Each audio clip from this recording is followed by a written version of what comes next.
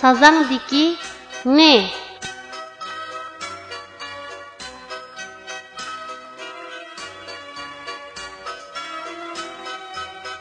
Bu harfning talaffuz qilinishi mundaq. Ne.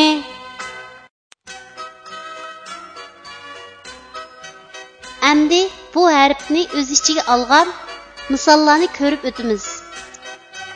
Ne'ning beshidan ulindigan shakli. Misol sangza.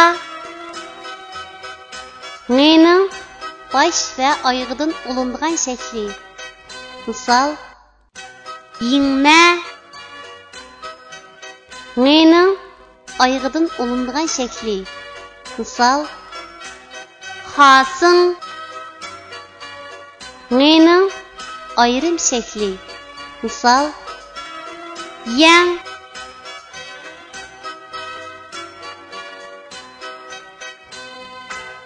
Tuanda biz rasmga birlashtirib, yuqorida o'rganib o'tgan harfning to'g'ri yozilish tartibini mashq qilib o'tamiz. Sangza ne harfining beshidan ulinib keladigan shaklning yozilish tartibi.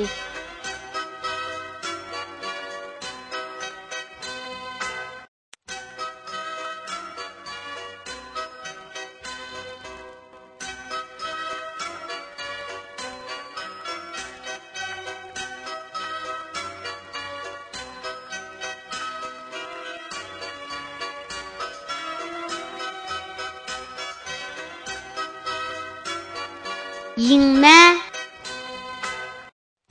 ne harfining bosh va oyog'idan ulinib keladigan shaklning yozilish tartibi.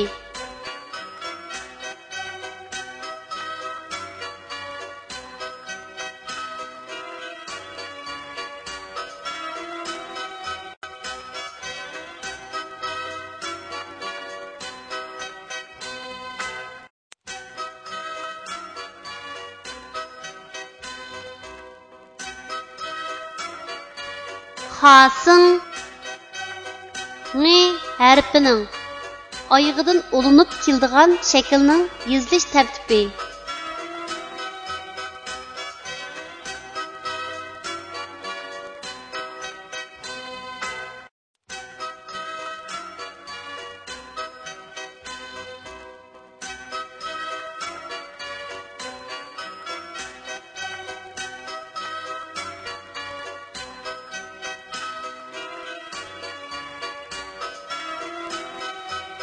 Yang ne harfining ayrim shaklining yozilish tartibi.